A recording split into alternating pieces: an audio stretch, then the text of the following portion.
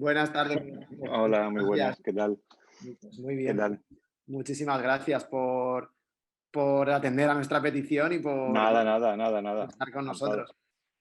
La verdad que, bueno, es un placer y la verdad que tenemos mucho interés en poder hablar sobre el descanso.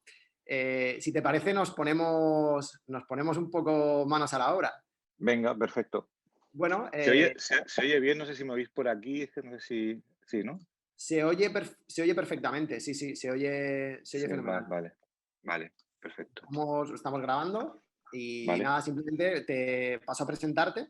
Bueno, Ujú, Miguel Ángel Hernández, eres profesor de Historia del Arte de la Universidad de Murcia, eres también escritor, has ujú, escrito diversas novelas, entre ellas El dolor de los demás, eres también ensayista, creo que tu último ensayo, por lo menos publicado, debe ser El don de la siesta, ujú. sobre el que vamos a hablar hoy.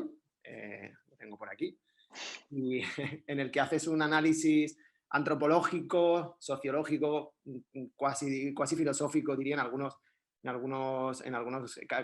los capítulos. Tiene reflexiones muy interesantes también en torno al arte, incluso. Desde luego, ese es tu background, con lo cual está Ujú. ahí impreso. Y no sé si quieres añadir algo más sobre ti, si eres, en este caso, activista de la siesta o no sé. No, no, amateur de la siesta, en el sentido de amante, más que otra cosa. La verdad que, bueno, todo lo que planteas en el libro es muy pertinente en los tiempos en Ujú, los que estamos.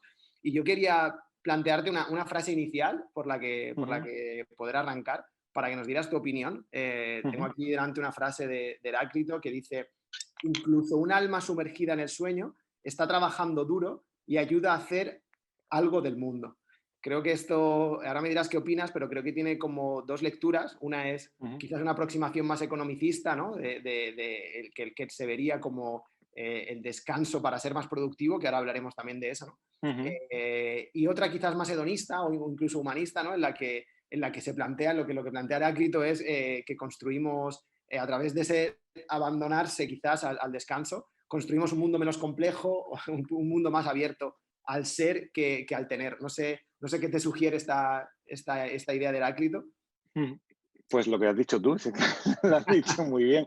No, creo que en realidad sí que, pues eso, tiene como esa especie de doble significado, ¿no? Evidentemente la primera es esa que incluso cuando dormimos estamos preparándonos para ser más productivos. Fíjate que el sentido del productivismo parece que lo hemos inventado hace poco y, no, y tal vez no sea tan así, no sea tan contemporánea esa obsesión productivista. Eh, pero la otra yo creo que hay un sentido más poético también hay en esa frase de abandonarse al sueño como opción. Creo que sí que es algo que últimamente, que es la parte que menos exploramos, ¿no? Esa idea del abandono como una opción hacia un universo que es tan individual, y creo que es una de las claves, ¿no? Tan, iba a decir, incompartible, no sé si se puede decir, que no podemos compartir, Que no se puede compartir. que no se puede compartir con nadie porque es algo eh, que es un encuentro con uno mismo, ¿no? Por mucho que los sueños tengamos esas ficciones de hablar con la gente y estar con el otro, el sueño es un momento totalmente de individualidad absoluta, ¿no? Porque incluso cuando uno está viendo una película o cuando está leyendo un libro, hay una ficción de comunicación entre dos productos, ¿no? El libro o dos entidades, el libro y nosotros, la película y nosotros, pero bueno, es que nos ha llegado así la conversación de otro, ¿no? Sin Ujú. embargo, cuando estamos durmiendo, estamos totalmente solos y nos generamos ahí un mundo de ilusión, ¿no? Pero estamos absolutamente solos y es una experiencia incompartible, que no se puede compartir de ninguna de las maneras en el momento en el que está sucediendo, ¿no? Pues me parece una reflexión muy explorable. De hecho, creo que Ujú, anticipa una de las cosas que te quería comentar, y era la relación, luego llegaremos quizás, pero la ujú, relación que tiene que guarda la siesta con la muerte. Creo que has planteado ujú, esta individualidad, esta soledad, no sé, ostracismo, esta solitud, ¿no? que se genera, que tiene que ver con la muerte, ¿no? Y hasta qué punto también lo que la siesta le debe a la muerte, en el sentido de que, bueno, los franceses hablan de la petite mort, de la Ujú. muerte para otra cosa, ¿no? Pero, Sí, sí. pero bueno, podría ser una pequeña muerte, ¿no? El hecho de, bueno, encontrarte con uno mismo en un escenario, y no sé, no material, e Ujú. inmaterial, por lo tanto, y único, que nos conecta con la temporalidad. Además, no sé Ujú. qué relación sientes tú que existe entre la siesta o el descanso y la Ujú. muerte.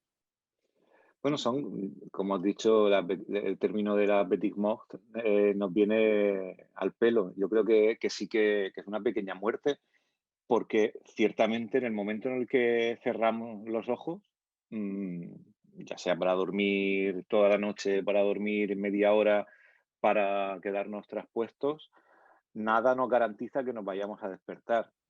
Eh, eh, es una pequeña muerte en el sentido en el que es un abandono, ¿no? Evidentemente, pues la genética y la historia nos han hecho estar alertas y cualquier sonido, cualquier cosa que suceda, pues enseguida nos levantamos para no morir, pero estamos abandonados, estamos totalmente expuestos a que algo suceda, ¿no? Y desde luego hemos entrado en ese sitio de incertidumbre en el que, bueno, por eso la gente se da las buenas noches, porque cuando se van a acostar, ¿no? Porque dicen, bueno, aquí yo ya me despido. Por si acaso. Mañana no sabemos si estaremos, ¿no? Yo, de hecho, muchas veces cuando escribo, que ahora estoy cambiando un poco los hábitos de escritura y escribo más por la mañana que por la noche, pero siempre escribo bastante por la noche o antes de dormir, intento dejarlo todo terminado y todo planteado, por si acaso al día siguiente no me despierto, que es muy posible, porque al día siguiente es otro día. Y también puede ocurrir que nos ocurre por la noche y después de una siesta que nos despertamos, pero diferentes, ¿no? Entramos en cualquier caso a un mundo diferente o salimos a un mundo diferente del que hemos entrado, ¿no? Porque sales o con el sueño te ha afectado, o sales cambiado, o sales mejor. De hecho, a veces te tienes que acostar por la noche o en la siesta para aclararte y ver el mundo de una perspectiva diferente. Entonces, sí que si no hay una muerte en el sentido literal, sí que hay una transformación del sujeto que cierra los ojos al que lo abre. Y claro, ahí hay algo que se transforma y sí que hay pues eso, una muerte al menos del mundo tal y como estaba justo antes de cerrar los ojos, aunque sea un momentito. De hecho, si hablamos de muerte bueno, tú has hablado de transformación, de metamorfosis, Ujú, podemos hablar de renacimiento, ¿no? Y creo que ujú. bueno, te estás anticipando a muchas cosas y creo que, como es normal, y eso esperaba Es que de soy hecho, muy rollero, también yo es que soy muy rollero, a mí me da una y ya me voy para los lados, pero pero... tiene todo un engranaje bien orquestado y Ujú, planteabas pues ese renacimiento, ¿no? O esa transformación y ujú, me sugiere, se me plantea una paradoja, ¿no? Y ahora entraremos también a la parte de lo que significa la siesta para vivir, o ujú, el descanso para vivir, pero lo que planteas es pararse, descansar, dejar de vivir ujú, durante un tiempo para poder ujú, vivir mejor después, asentar ujú. ideas, pero también desconectar con ansiedades o simplemente cargar baterías, evidentemente, reponer fuerzas. Ya veremos si para ser más productivos o no, o por el Ujú, mero goce, por el mero hecho de poder seguir existiendo con lucidez, ujú, pero que de alguna manera la siesta se plantea, o el descanso, se plantea como una forma de vivir menos para vivir más, o vivir menos para vivir mejor, ¿no? Una lucha entre la ujú. cantidad contra la calidad. Sí, o ya no te diría vivir menos, porque yo he emprendido una cruzada cada vez mayor sobre que cerrar los ojos no es vivir menos, es vivir de otra manera, ¿no? No sé, creo que era Martin Luther King, ¿no? Que decía, si supiera que mañana se acababa el mundo, todavía hoy plantaría un árbol, ¿no? Pues yo, si supiera que mañana se acababa el mundo, todavía hoy me dormiría la siesta. Porque no es vivir menos, es vivir de otra manera, experimentar ese placer realmente que se tiene cuando uno descansa, cuando uno cierra los ojos. Ese abandono no es como de estar perdiéndote cosas de vida, es vida, ¿no? En el fondo es como la gente también dice, no, hay que elegir entre leer y vivir, ¿no? Pues leer también es vivir, estás viviendo de otro modo. Entonces, para mí no es tanto que sea que dejamos de vivir, sino que eh, tomamos otra herramienta de la vida, que es esa herramienta del descanso y esa herramienta del sueño, para seguir viviendo y para experimentarla en ese momento, ¿no? Para luego ser más productivo, pues evidentemente pues, salen mejor, ¿no? Pero en cualquier caso, para disfrutarla. A mí creo que del libro eh, la idea última también es como el disfrute o el goce de esa siesta, ¿no? Que al final mm, es el momento en el que dices, voy a decidir parar el tiempo y acostarme, ¿no? Porque parece que por la noche ya va de suyo, que es que el cuerpo está totalmente agotado, o sea, tienes que dormir. Entonces eh, lo pide el cuerpo, como también lo piden la siesta, ¿no? Pero está socialmente aceptado, es necesario, ¿no? No es una decisión, es una necesidad. A la hora de la siesta es una necesidad, evidentemente. Estamos, como han estudiado los higienistas del sueño, ¿no? Estamos preparados genéticamente, o programados genéticamente para dormir la siesta. Pero bueno, en cualquier caso, si tú no duermes la siesta un día, tú tiras para adelante y aguantas, ¿no? Pero decidir, pues ahora me voy a echar una siesta, es como decidir, pues ahora me voy a dar, en medio del trabajo, me voy a levantar a darme un paseo o ahora me voy a sentar aquí, así, a mirar sin hacer nada, ¿no? Que es una decisión y no es dejar de vivir, es vivir de otro modo, ¿no? Entonces, a mí sería de la decisión, decido hacer esto en este momento porque quiero, porque Muy sí. Sí, lo veo, vamos, lo veo fundamental. Un apunte era, que te quería hacer era precisamente que es cierto que, en la siesta al final hay, o en el descanso, en ese momento, no hay un dejar de vivir, sino como tú decías, puede ser incluso el lugar en el que todo sucede. O sea, puede ser el Sí, sí, lugar sí, sí. el que realmente da pie a lo que va a venir después, con lo cual Ujú. es como el entrenamiento de la vida también, o Sí, sí, una sí, vida sí, sí. paralela que se conjuga con la actual, ¿no? Pero has planteado una Vida, cosa sí. muy interesante que es el descanso como forma de disidencia, ¿no? Al final le estamos Ujú, planteando una forma de resistencia frente a unas imposiciones, como ahora nos contarás también, pero como a lo largo del tiempo hemos pasado de ese sueño bifásico a ese sueño ujú, monofásico, y qué tiene que ver la irrupción de la revolución industrial, ¿no? La irrupción de un sistema capitalista que plantea el momento de descanso como una pérdida de producción y ujú, por lo tanto lo elimina y hasta el punto que si pudiera eliminaría, como tú bien dices en el libro, que durmiéramos y que fuéramos ujú, productivos 24 horas al día. Como tú bien dices, el sueño se entiende como necesario, al menos el de la noche, ujú, y se llega a respetar, pero el otro como no puede contra él, lo capitaliza y lo convierte ujú, en un sueño productivo en tanto en cuanto forma de descanso para ser más productivo, como pasa con los japoneses con el inemuri, la siesta esta ujú, que tienen también para ser más productivos, o el hecho de, como tú bien dices, mercadear con la siesta a través de redes sociales o convertirla en una ujú. casi una cuestión de estatus, ¿no? Y que a partir de ella se puede monetizar, ¿no? Entonces, sí que me parece súper interesante el enfoque que tienes de el descanso como forma de resistencia. Es decir, frente a un mundo que quiere que descansemos para algo, hay que descansar por descansar. Sí, sí, porque genera placer, ¿no? Porque al final, incluso todas las formas de placer están productivizadas.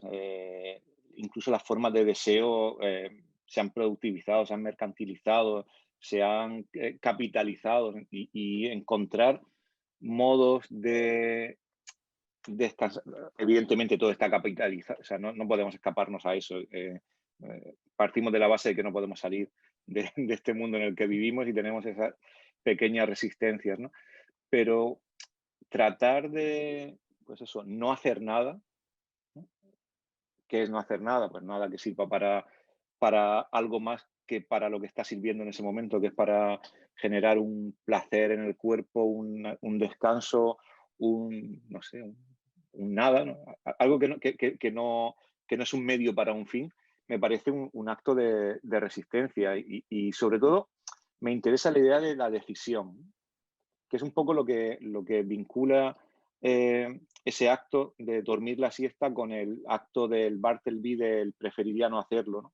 Que es ante cualquier cosa que llega, ante cualquier mandato exterior, tú te resistes porque eso, en ese momento, tú preferirías no hacerlo. No quiere decir que no lo quieras hacer más adelante, pero cuando tú quieras, con tu iniciativa, en tu propio tiempo, pero si tú me lo mandas, yo no lo quiero hacer, ¿no? Si tú me dices que ahora es la siesta es obligatoria, pues no quiero dormirla, ¿no? Preferiría no hacerlo, porque lo fundamental de ese acto de la siesta o del descanso, del placer o de cualquier tipo, o del vicio, incluso es una decisión.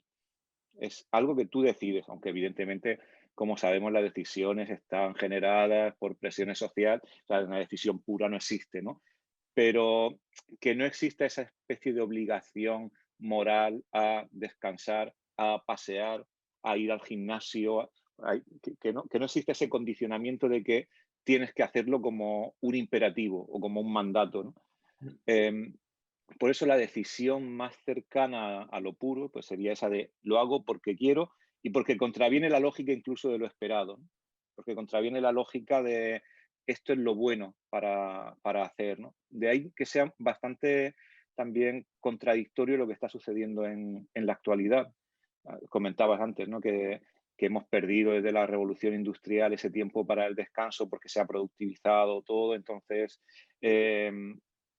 ese tiempo, igual que el tiempo del sueño, se está cada vez acortando más, ¿no? Los ritmos de sueño, cada vez se duerme menos para trabajar más, ¿no?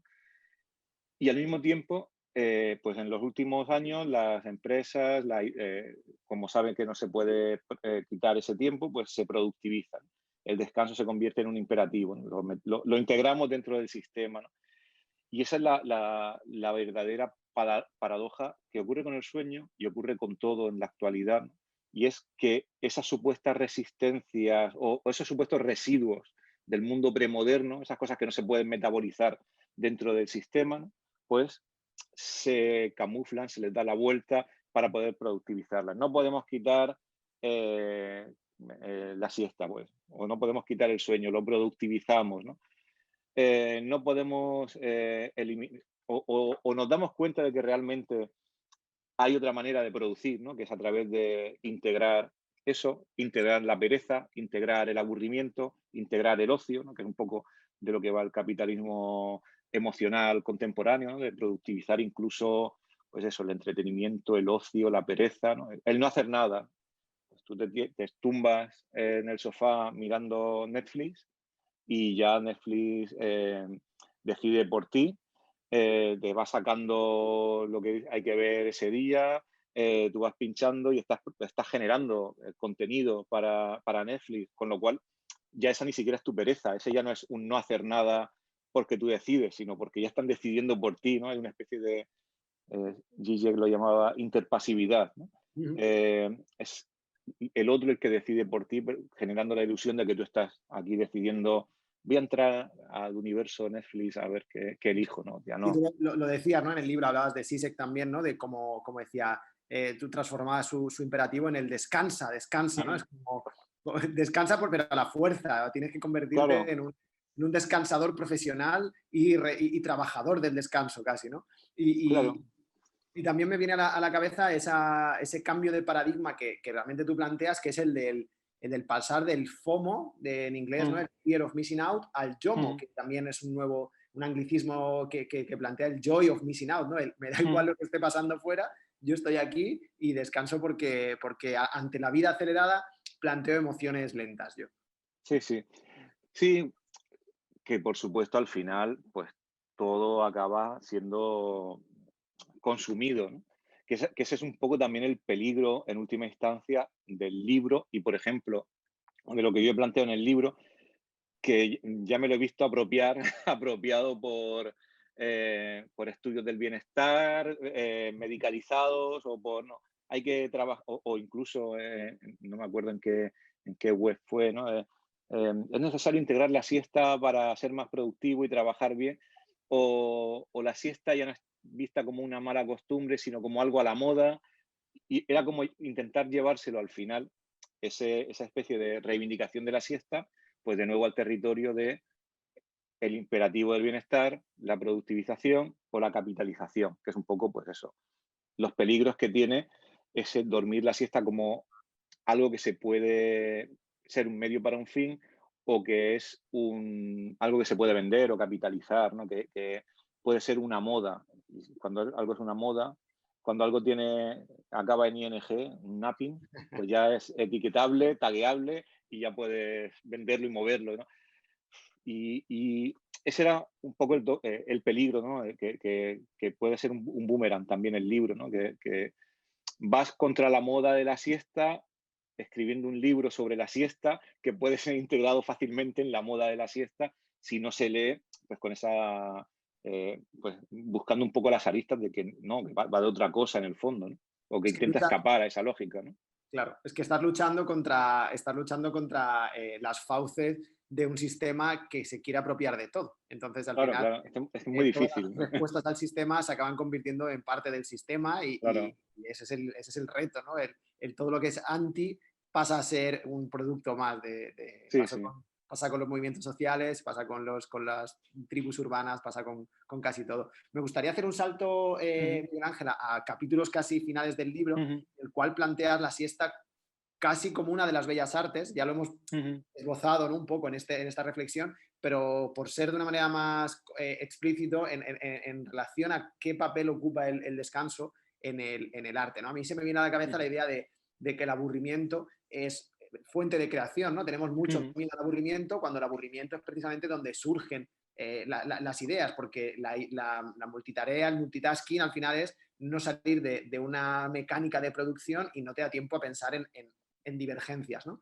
Y en torno a eso, tú planteabas dos líneas, que una es bueno, si quieres añadir algo a lo que decía, pero tú planteas también dos líneas, que es el dormir como un espacio de lucidez, como un espacio de ujú. creación de imágenes creativas, pero también el dormir como un objeto de creación fetiche, ¿no? Cómo el sueño se ve representado a lo largo de la historia. Ujú. No sé si quieres Sí, hablar sí. de No, esto. no, es verdad, ¿no? Lo que decías del aburrimiento me parece esencial, ¿no? Y es sin duda una de las cosas que es casi uno de los tabús, como de las cosas prohibidas de nuestra sociedad, ¿no? No te aburras, ¿no? Porque es como el pecado máximo. Si hoy se hiciesen los pecados capitales, otra vez el aburrimiento sería uno de ellos, ¿no? Tenemos todas las herramientas para evitar y combatir, de hecho, evitar no, combatir el aburrimiento, ¿no? Como si fuese el gran enemigo, ¿no? Porque cuando tú estás aburrido, precisamente porque no estás haciendo nada productivo, ¿no? Entonces, evitar el aburrimiento tiene que ver también, como en cierta manera, con evitar ese espacio de la nada en el que algo puede surgir, ¿no? Ese espacio en el que hay como un espacio, una mente meseta, ¿no? En el que algo puede aparecer que no estaba, ¿no? Sin embargo, cuando el aburrimiento no existe, ¿no? Y en todo momento pues tenemos el móvil a mano, el, las plataformas, cualquier cosa, ¿no? Pues parece que no tenemos esos momentos de estar con nosotros mismos, de estar esperando algo sin saber qué es, ¿no? Uno, en realidad, estamos haciendo siempre cosas, ¿no? Estamos esperando en el médico o vamos esperando a alguien y se ha retrasado un minuto y medio, y es que no aguantamos un minuto y medio así, mirando, pensando, no, no, no. Es que tú no encuentras a nadie cuando has llegado tarde a una cita esperándote, mirando a algún lado, no, no, te encuentras mirando el móvil, ¿no? Entonces ya no tenemos tiempos muertos, ¿no? No tenemos esos tiempos en los que no se hace nada. Claro, eso, evidentemente, es la usurpación al espacio de pensamiento, pero como has dicho también, al espacio de la creatividad, ¿no? La creatividad surge precisamente cuando no hay nada, ¿no? Cuando está ese espacio eh, en el que nada aún es definido. Para el arte, desde luego, el no hacer nada es fundamental para crear algo, ¿no? Porque evidentemente hay muchos creadores que surgen, que de esa, hay un momento en el que esa especie de saturación también te lleva a una especie de nada, como el cansancio, en el que ya estás surfeando por esa, superficie constante de datos y también se crea, ¿no? También nos ocurre, imagino que a ti también, que cuanto más trabajo tienes, también te haces creativo hacia otro lado, ¿no? Como dices, bueno, como escape, como válvula de escape, quiero salir hacia otro lado y entonces te surgen todas las ideas que no puedes desarrollar. Pero sí que para el arte es muy importante el aburrirse en un sentido de no hacer nada. Creo que lo escribió también bastante Heidegger, ¿no? Que es el momento en el que el ser aparece, en el que el ser acontece cuando estamos aburridos, cuando estamos, él hablaba de la espera, ¿no? Ese espacio de la espera en el que nada sucede porque lo que tiene que venir todavía no ha llegado, ¿no? Entonces, hoy no tenemos espera, es que no aguantamos, ¿no? No aguantamos ni un minuto a que se cargue la página. Y esa especie de ansia constante de que llegue el futuro, de que se descarguen las cosas, de que todo suceda, de opinar sobre la actualidad, pues ha hecho que realmente no sepamos esperar. Y que no sepamos esperar también incluso las transformaciones políticas, que no sepamos esperar a que algo pase, ¿no? Porque necesitamos que eso pase ya, ¿no?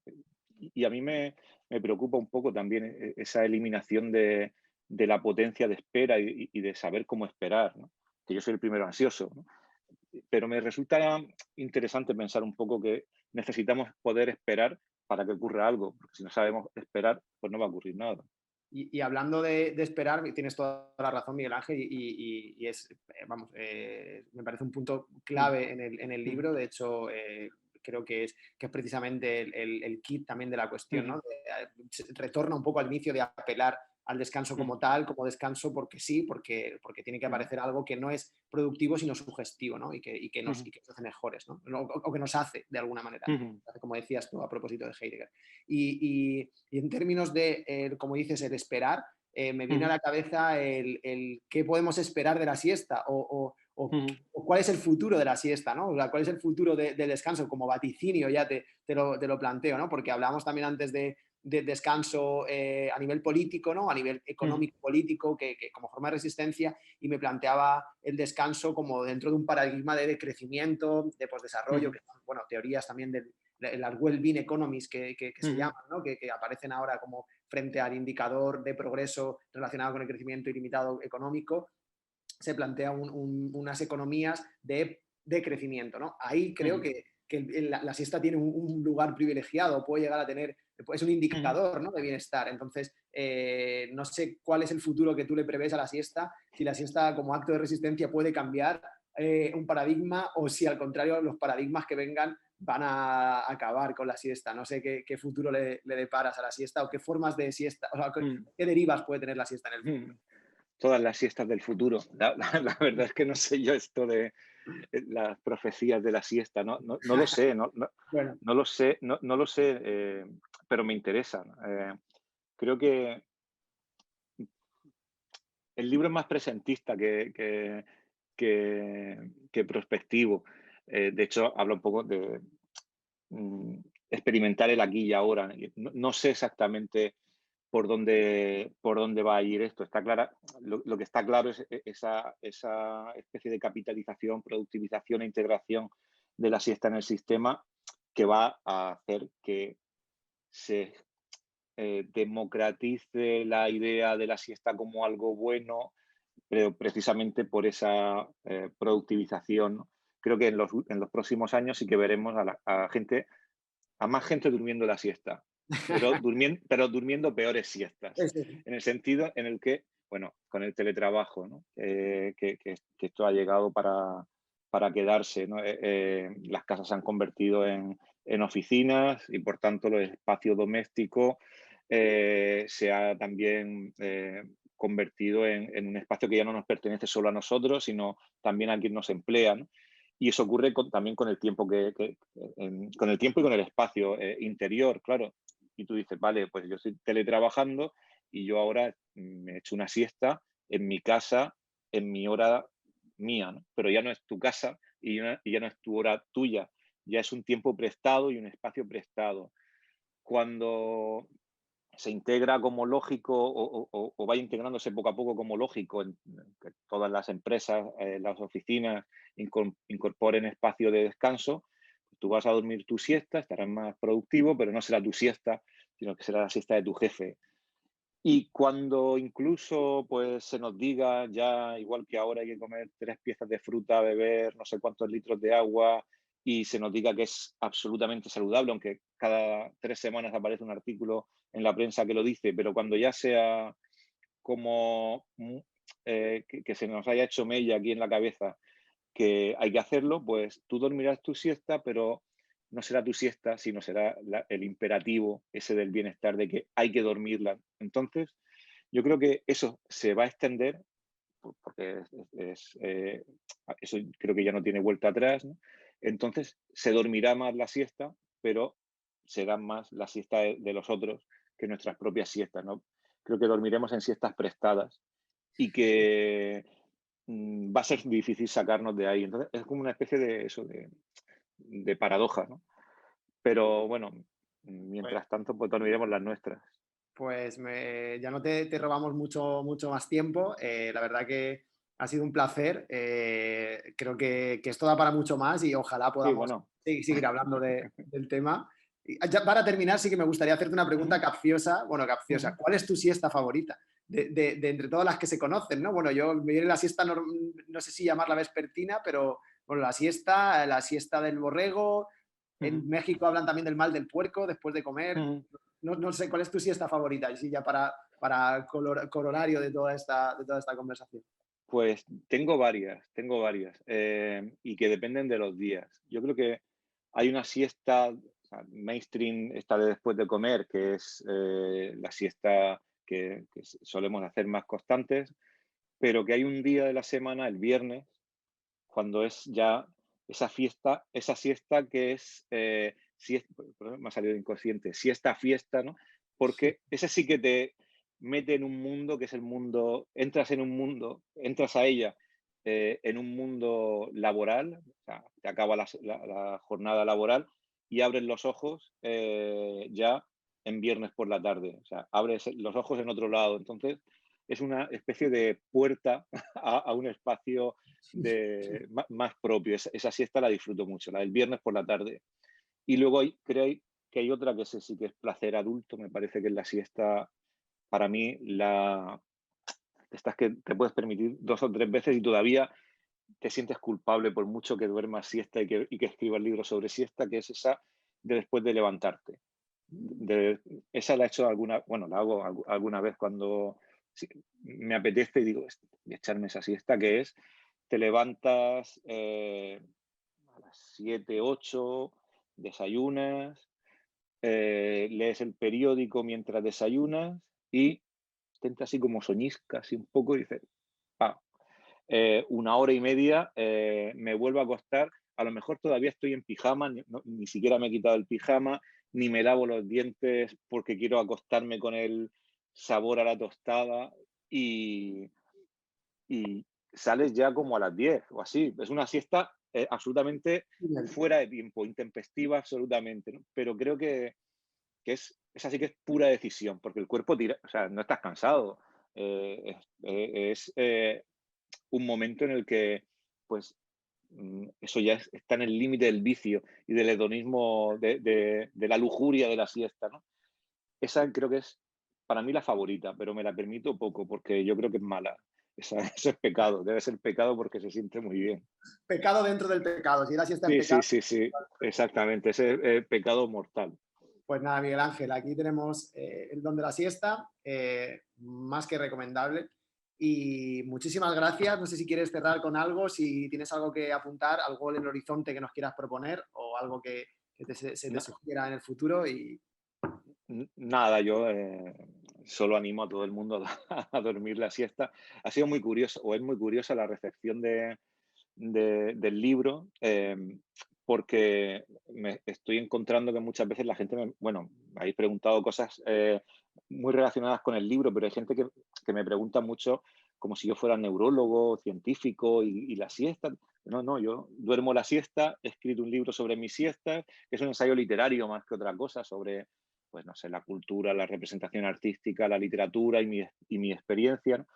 Y que no soy un experto en siestas, simplemente pues un amante de las siestas que pues, ha necesitado compartir esa experiencia e incluso eh, eh, el juego, ¿no? Creo que el libro es una especie de juego. Al final es un libro tan pequeñito que cada uno se lo apropia y que surge como un juego sobre la necesidad también de escribir y de contar esas cosas pequeñas, banales, a las que no le hacemos caso, ¿no? Entonces, pues prestémosle un poco de caso a la siesta, pero también al paseo, a quedarnos un poco en Bavia, a las cosas a las que no le hacemos caso, porque creo que son realmente los lugares que merecen la pena y donde nos encontramos con nosotros mismos, que es donde más perdidos o lo que más hemos perdido, ¿no? Esa especie de reencuentro.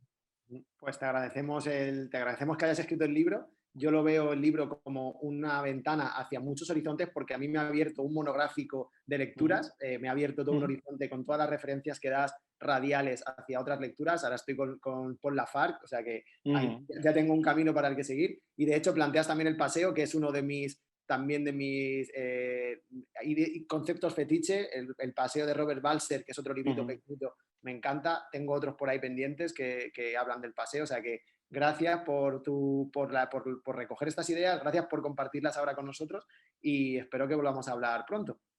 Yo encantado, la verdad que ha sido un placer, un placer. Y no siestero, ¿eh? He dormido mi siesta hoy antes de la conversación, o sea que, Bien el que fresco, perfecto. Sí, qué sí, bien, sí. qué bien. Pues nada, esperando a la siesta del viernes yo. Muchas gracias Muy por todo, bien. Miguel Ángel. Nada, a Un vosotros. abrazo, hasta pronto. Adiós, Chao, chao, adiós. hasta luego.